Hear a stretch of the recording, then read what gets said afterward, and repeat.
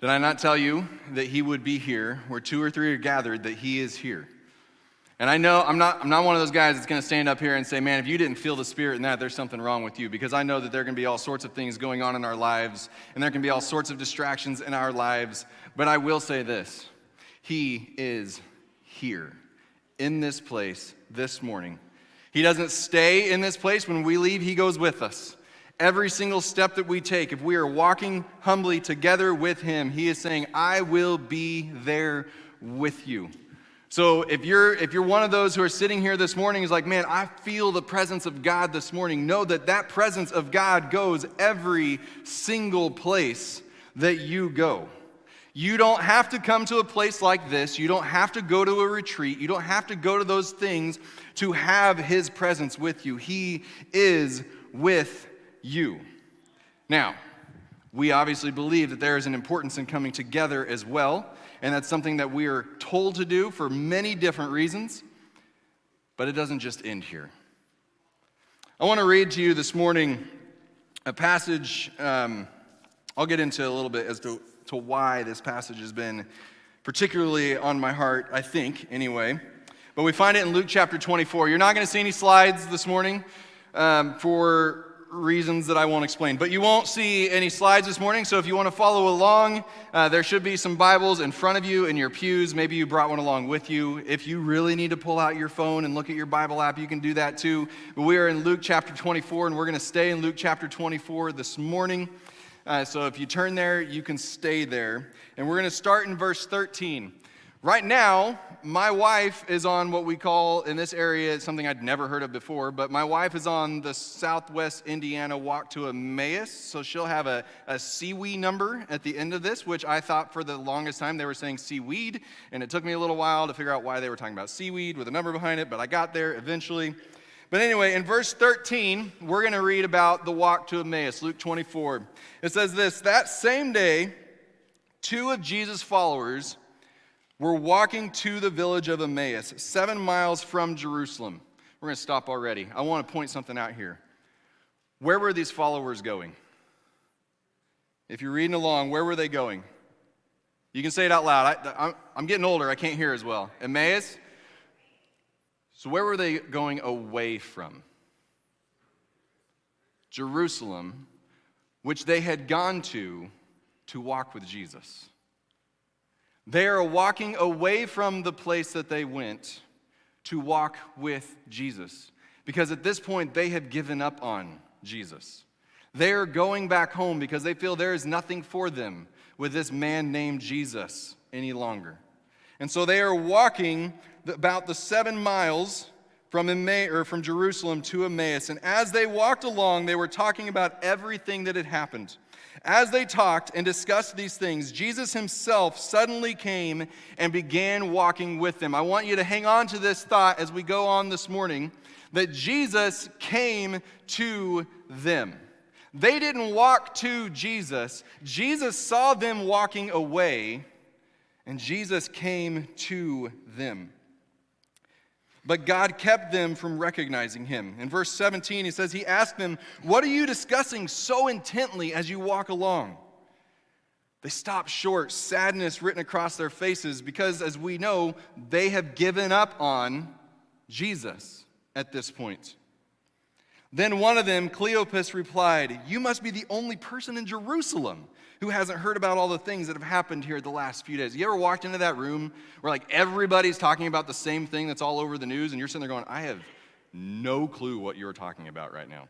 I don't get on social media a lot, so that happens to me, I feel like, all the time. People are like, oh, you don't know about it? It's like, no, I avoid Fox News and CNN and Facebook as much as I can. That's kind of how this was. Like, what, really? You don't know about all this? In verse 19, Jesus responds simply with a, what things? As if he doesn't know. But they don't know that. The things that happened to Jesus, the man from Nazareth, they said. He was a prophet who did powerful miracles, and he was a mighty teacher in the eyes of God and all the people. But our leading priests and other religious leaders handed him over to be condemned to death, and they crucified him. Let me go back there and read that again. He was a prophet who did powerful miracles, and he was a mighty teacher in the eyes of God and all the people. Notice the past tense as they're talking about the one that they have given up on. These two men walking to Emmaus, that we celebrate the story a lot, and I think we should celebrate the story because it is a story of Jesus coming to them, to men who knew of Jesus, but who didn't know Jesus. They knew about Jesus, but they didn't know Jesus. But our leading priests and other religious leaders handed him over to be condemned to death, and they crucified him. Verse 21, we had hoped he was the Messiah who had come to rescue Israel. This all happened 3 days ago. And then some women from our group of his followers were at his tomb early this morning, and they came back with an amazing report. They said his body was missing, and they had seen angels who told them Jesus is alive.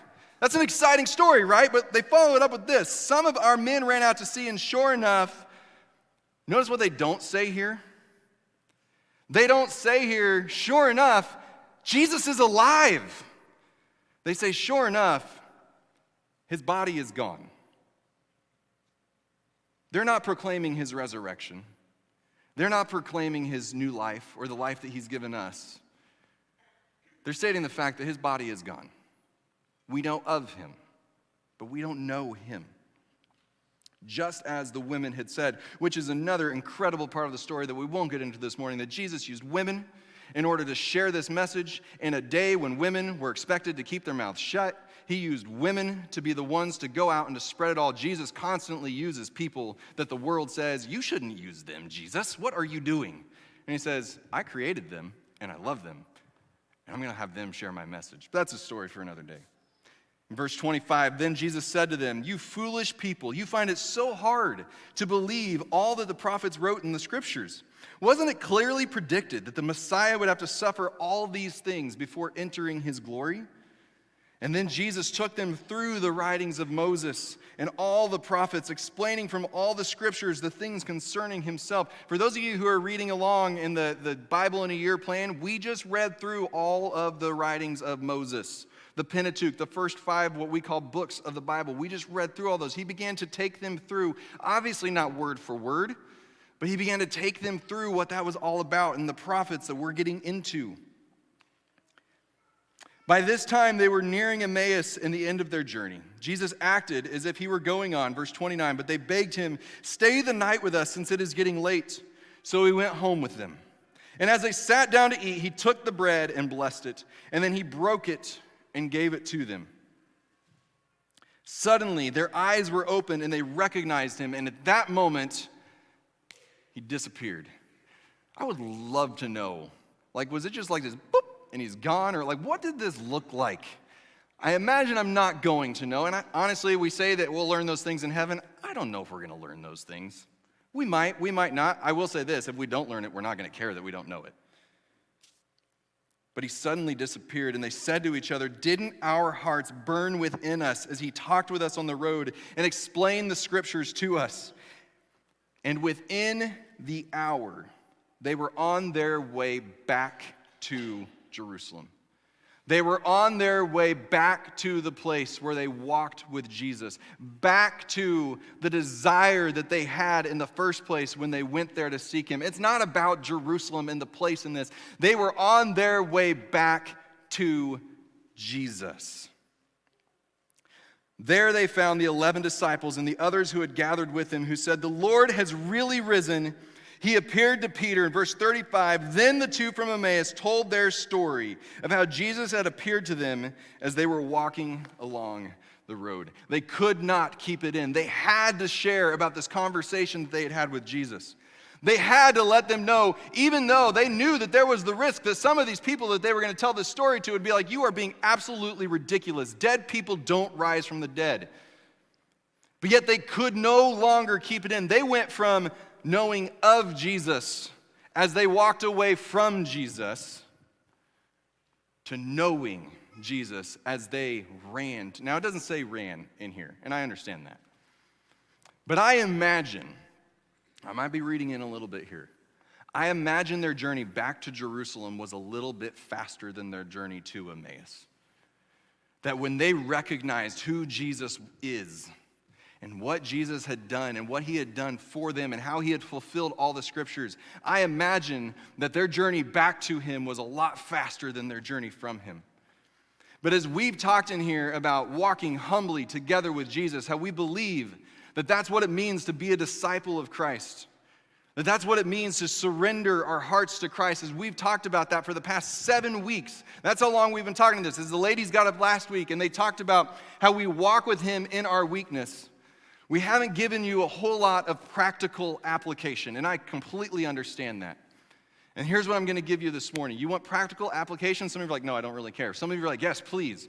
How do you walk humbly together with Jesus? One step at a time. But how do you walk away from Jesus? One step at a time. My name is Justin Brown, and I attended CWE Walk number 64 and sat at the table of Luke. Okay, now I know how many people have attended the Walk to Emmaus at this point. Let's try that again, because I think some of you missed it. My name is Justin Brown. I attended Walk number 64, and I sat at the table of Luke. Okay, so there's a few more in here. I'm talking to everybody this morning, but I'm also talking directly to those of you who have attended the Walk to Emmaus. And I'm going to narrow it down just a little bit more this morning. I'm talking to the men in the room. That just doesn't mean I'm not talking to you women. And it doesn't mean I'm not talking to you if you haven't attended a walk. I love what they said on the last day of the walk, where he said, you know who else hasn't attended a walk to Emmaus? 99.99% of all believers in Jesus. You don't need the walk to Emmaus to be a follower of Christ or to understand what it means to follow him. But I want to share with you a little bit of my experience and what I took from the walk. And I'll tell you, first and foremost, I didn't want to go. I'll be completely honest with you, I was tired of the pressure to go on the walk.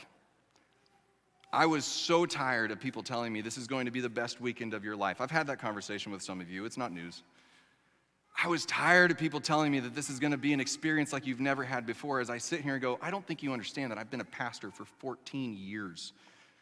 I've been on retreat after retreat after retreat, and as I sat there and I heard people talk about, well, yesterday, I guess, when I went to my wife's banquet last night, which was an incredible experience. For someone who doesn't like to get attention, she brought all the attention on herself. I didn't bring it on us. She brought it on us, and I feel like that's fair game.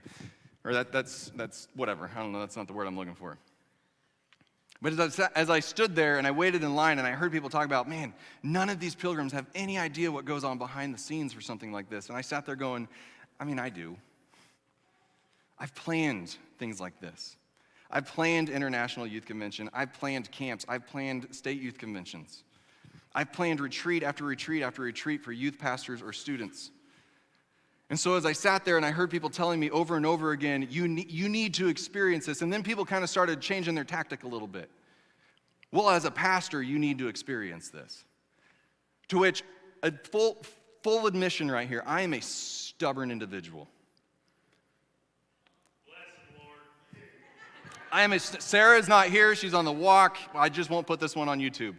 I'm a stubborn individual, and when people began to tell me that, I went, wait a second, so is this not for me anymore? Now it's just I need to experience it for other people because I'm a pastor? And then I talked to somebody about this. I got there and people told me, hey, while you're here, don't be a pastor. But that was one of your arguments to get me here. I don't think you understand. I don't think you understand that being a pastor is not all about getting up and preaching and teaching and filling other people. Pastors should at least love to be filled and love to receive. And I love to do those things, but I did not walk into the walk with a good attitude. I ended up going because Rob McClinn, as one of my sponsors, sent me an email and he said, hey, I'd love to sponsor you for this. I'm going to be working it. It's probably the last one I'm ever going to work. And that was pretty much it. No pressure, just I'd love to do this for you. And I was like, all right, I like Rob. It's not that I don't like the rest of you who said something about it. But I like Rob. I trust Rob. I trust you all too, don't get me wrong. But he didn't try to sell anything. In fact, he actually sat down and he told me some of the things he doesn't like about the walk. Just don't ask him what he told me, because that's not fair. So I went. And for 2 days, I sat there thinking, I'm not gonna go home because I'm way too stubborn to give up on something like this, and plus Rob paid for me to be here, and I'm not gonna waste his money like that. But man, I can't wait for this thing to be over. I really can't. I will say this, I wasn't like one of the other pastors there who took a nap during it, but I was so ready to be out of there. Every time there was a break, you know what I was doing? I was figuring out what I was gonna say to all of you about the walk, because I knew the question was gonna hit me who knows how many times. Hey, what'd you think of your walk? Was it not amazing? And I was sitting there going, I don't want to tear it down to everybody, but I'm also not gonna lie to people. If there is anything that hopefully at this point you all have figured out about me, I'm not gonna lie to you to make you feel good. Well, I won't lie to you for other reasons either, but I'm not gonna lie to you for that reason.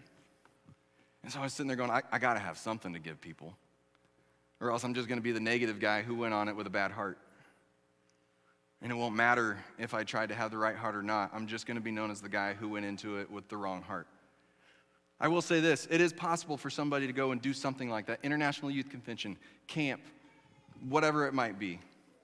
It is possible for someone to go on those things without or with the right heart and not walk away with their life completely doing a 180. Because it's possible that when they walked in, they were already walking pretty intently with him in the first place. And maybe it was a boost for them. Or maybe it was God saying, hey, I need you to help boost somebody else.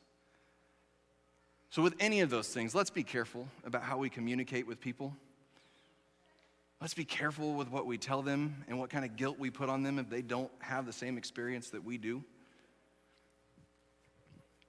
So I went on the walk, and it was probably Saturday evening, which this thing starts on Thursday evening. Don't worry, I'm not going to give away all the stuff that happens on the walk. But it was Saturday evening during one of the talks where I'd kind of tuned out a little bit, admittedly. I did a really good job of focusing in. The talks were amazing. The testimonies were amazing. The time of worship was amazing. Where I really believe God said, hey, you know what? People said some things to you they shouldn't have said to you beforehand. But you're also a stubborn mule, and some of it's your fault. So let's own up to some of that. Okay, I got it. And they gave you some bad advice, but you're also a big boy. You can look through the bad advice, and you can still come into this with a right heart. Okay, I own up to that. Okay, now that we've done that, let me talk to you through all the noise. And when I began to look around, and I began to see, and the past couple of days have begun to kind of come back to me, and we finished out. We had another 24 hours after that. I began to look around, and I began to see the men in this room that were in there with me. Men from all different walks of life with all different kinds of experiences, men who had been following him for years, and men who had just recently been following him. I began to start thinking through the testimonies. I began to think through the worship through music that we had while we were there, and seeing the men around me during that time. And it really, men, I love you. I'm glad you're here this morning. I love you, men. I really do. And I am far, far, far from a perfect man. And so please do not hear me say what I'm about to say as a guy who's standing up here saying, I've got it all figured out. And I am the example of following Christ that you need to follow. I am speaking to myself this morning. But it began to hit me that we behave a lot different when we go to a retreat than we do with the rest of our lives. We behave a lot different at that retreat, what I experienced anyway. I guess it's not a retreat, we'll just call it a weekend. We behave a lot different there than we do when we come in here on a Sunday morning.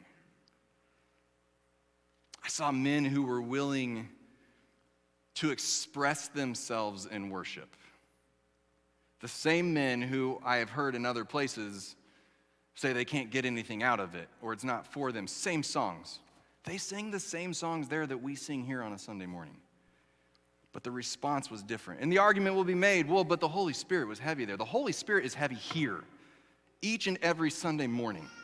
The only limit to the Holy Spirit is the people who walk into this building, myself included. That is the only limit to him. We can walk toward Jesus one step at a time, or we can be like those individuals on the road to Emmaus who walk away from him one step at a time. I was planning on talking to you this morning about Samson, not about the road to Emmaus, until about 8 o'clock this morning, which technically should have been 7 o'clock, but 8 o'clock this morning. In the story of Samson, there's a moment where Samson goes up to a lion that he had recently killed by ripping its jaw open. It's an amazing story. I love the story of Samson. I was really looking forward to that message. He rips the jaw open, and he comes along, and the lion's dead, and there's honey right in there. It's probably cutter honey. Like, it's delicious honey. And he goes down there, and he dips it up, and he eats some of that honey. And we read that story, and we say, see, God provides this goodness in the midst of death. But Samson had made a commitment with his life to be a Nazirite, which meant he was not allowed to touch unclean things. Do you know what an unclean thing is? A dead animal. And he reaches down and he grabs the honey out of that dead animal, exposing himself to something that he had promised God he would not expose himself to.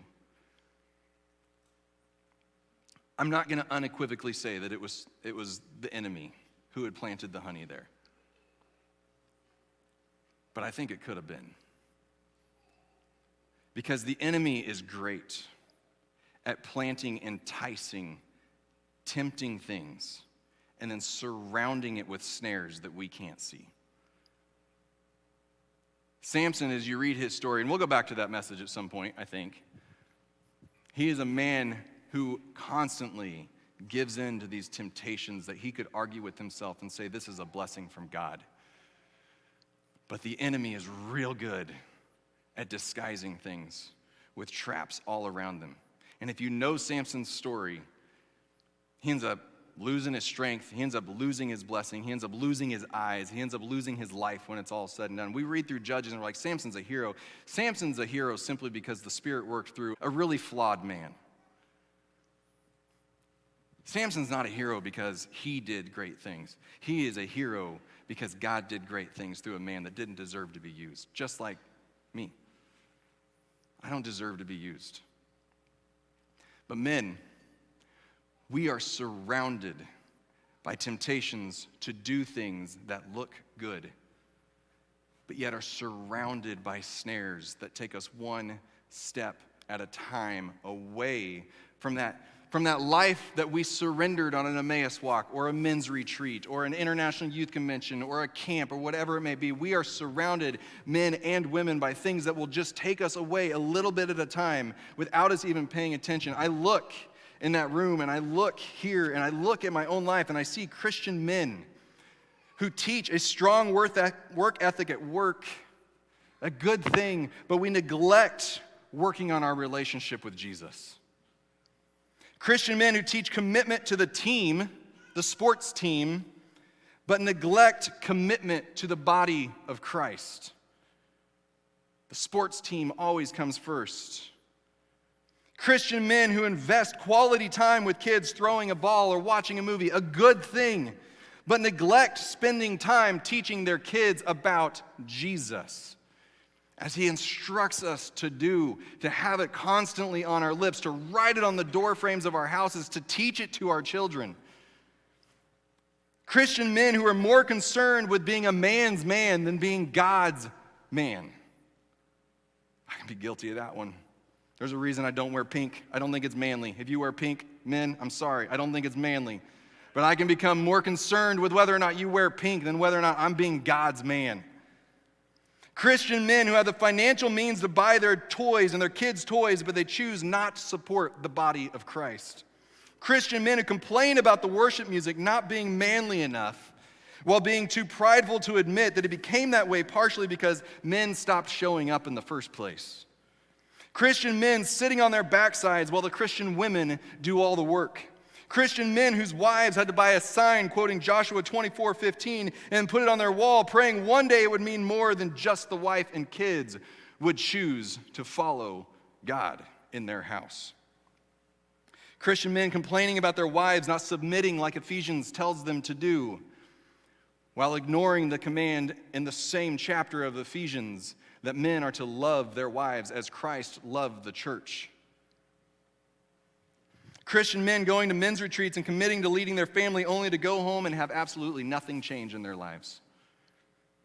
Christian men jumping at the chance to discuss politics while being ashamed to speak about the gospel. Christian men who tear others down while hiding behind a meme but are too cowardly to correct a friend to their face. Christian men tearing down other men, even politicians and celebrities, and then blaming it on the world that men are being torn down in our society. Christian men who allow their wives to lead the house, not because of inequality of men and women, but because they're too lazy or selfish to care as much as the wife does. Christian men's nights that are more focused on the food than on the Father. That doesn't mean that we don't talk about the food. But what do we talk about more? Christian men who tell their kids to not be so sensitive, but get offended whenever they hear any kind of correction directed their way.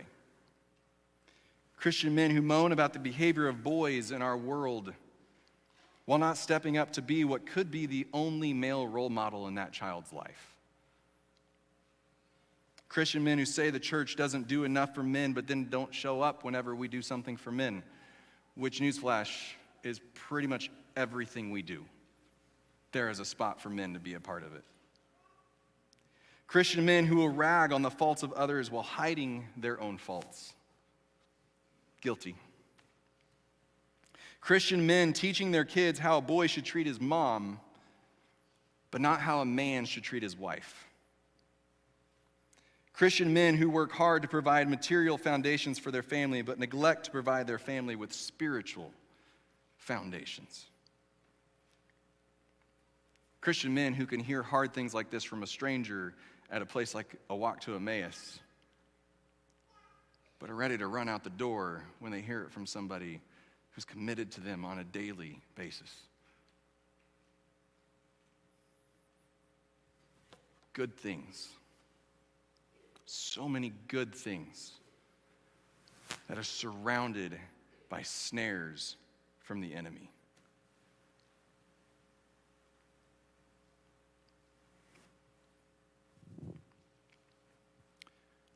You all know, if you've been here very long and you see me, that I'm a little bit more expressive in worship than a lot of the men in this room. And that's not a fault to you other men. Not everybody wants to clap. Honestly, not everybody can clap on tune. I once stood by a youth pastor who, when we started clapping, he looked at me and he said, "You know you white people are only going to do this for like 3 measures and you're going to be done, right? Because you're going to be so far off." He wasn't wrong. We lasted about 3 measures and we were off. But here's what I do believe about worship. It's not about whether or not you jump up and down or move around or dance or clap your hands. But you are being watched. Men, you are being watched. And we can say all we want, that worshiping God is what is done in our heart. But your kids can't see what's in your heart if you won't show them what's in your heart. I remember a pastor that I worked with in Tulsa who made the statement at one time, that, and I've hung on to it ever since: if you've been saved by grace, alert your face. And it's catchy and it's a little funny, but it is so true. I'm not just talking about in here when we're singing, but our families, the world around us, is looking to see if we truly believe any of this. And they can't tell what's in my heart if I don't show them what's in my heart.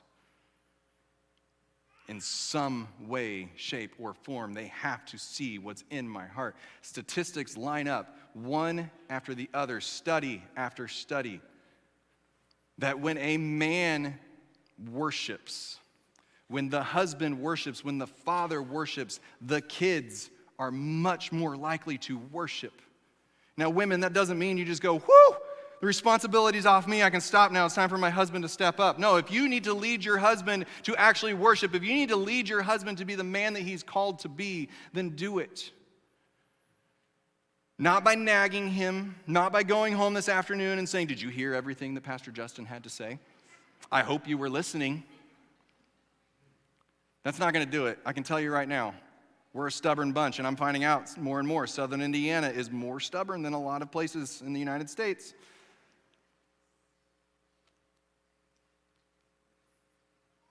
Women, you can set the example, and we are so thankful that you have in so many ways. But men, as I sat there on the walk to Emmaus, in a place I didn't want to be, and as I looked around, again, it's not about whether or not you raise your hands and clap and all that kind of stuff, but I looked around that room and I saw men that would never raise their hands raising their hands, and men that would never clap clapping, and men that I've never seen singing. It doesn't have to stop at the end of the walk. If you have disengaged from worship, you know how you re-engage? One step at a time. Maybe it's just saying, this week, I'm going to engage in a song. This week, I'm going to stop sitting there thinking about how much I want this to be over, or stop sitting there thinking about how much I wish they would sing a different song, and I'm going to say, I'm going to engage in what this song is singing about. Because it's not there to make you feel good. It's there to worship Him, and Him only. As a byproduct, we many times feel good, but worship is not to make us feel good. Worship is every bit about Him.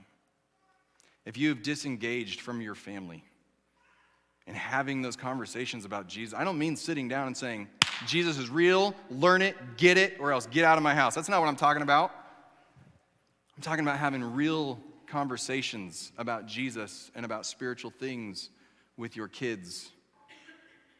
You can start one step at a time, or with your spouse, or your girlfriend, or your boyfriend, ladies, your husband.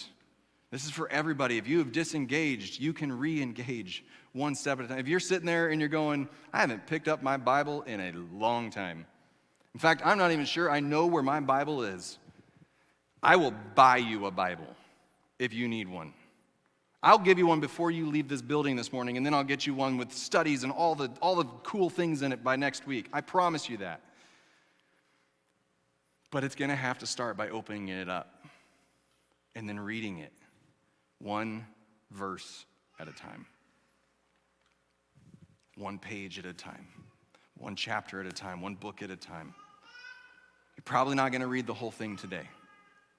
That same pastor that talked about grace and alerting your face, he also liked to say, you know how you eat an elephant? One bite at a time.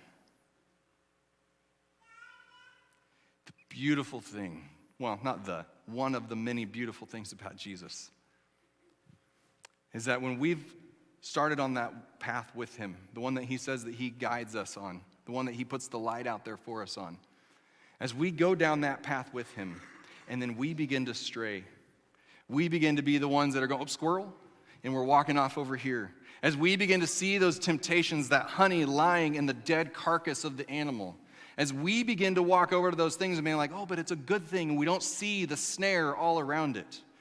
And we walk farther and farther and farther off the path. Jesus doesn't just say, see you later, and then turn around and walk away. You can read it in the story of the prodigal son. You can read it in the story of David. You can read it in the story of the Israelites. He is constantly there saying, I'm ready when you're ready. Sometimes, like on the road to Emmaus, He inserts Himself a little bit more. But typically, He says He stands at the door and He knocks. And when you're ready to open it, He's ready to come in. When you've left the path, He's standing there where you left Him, waiting for you to come back to Him. I've shared with you about how we love to hike, or I love to hike. My family not so much because of how I hike. But when you get lost in the trees, the path back comes through the trees. And it might take a little bit of work, but you make your way back to the path one step at a time. As I look back on the walk southwest Indiana, walk to Emmaus. That's a lot of words. We got to shorten that. No wonder we say see-we. As I look back on it, because I know you're going to ask me, what did you think of it? Well, I've already told you a good deal of it. Would you do it again? I don't know. I mean, I can't do it as a pilgrim again. But would I go back and do it again? I don't know. I don't have an honest answer for you. But what I do know is that once I was ready to acknowledge his presence, Jesus was ready to speak to me. And he'll do that on a weekend up at Camp Ileana. He'll do that on a Sunday morning right here. And he'll do that each and every moment of your life. That when you are ready to walk with him, he is ready to walk with you. Next week, we're going to be starting a new series. And in this new series, it's going to take us up to Easter, and we're going to start looking at some of those traps that the enemy lays. You've heard me talk a lot about the enemy and how, this morning we talked about how he likes to set snares, and they can look so good. The things that he puts in the middle, they can be so tempting.